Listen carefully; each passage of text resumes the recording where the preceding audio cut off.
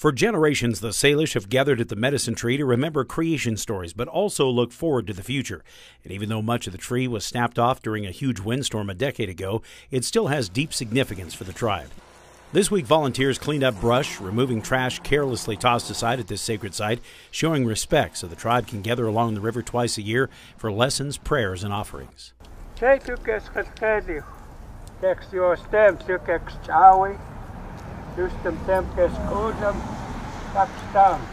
This year in particular, tribute is being paid to the elders as more and more of that generation depart this life. But taking their place are little ones who face their own journeys. While there's a lot of sadness here today for the tribal elders who aren't at the ceremony, there's also prayers to be lifted up, to use those traditions and teachings to help the tribe deal with the problems and the challenges of today's world. You could feel the ancestors still here. You could still hear their words, and words that's been passed down for generations, and how to be who we are, and how to respect, how to do things, and what needs to be done for the future generations. In a time when tribal members and people as a whole face increasing problems of drugs, alcohol, suicide, and abuse, the prayers here today remind everyone to stay on the path.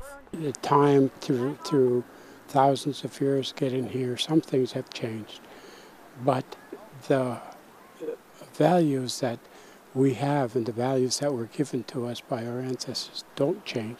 So therefore, it goes from generation to generation, working on different things, maybe different issues at different times, different problems, but it's still that same consistent way of doing those things.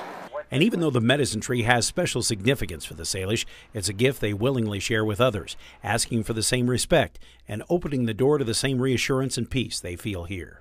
It's not just the site for our people. It's a site for all people.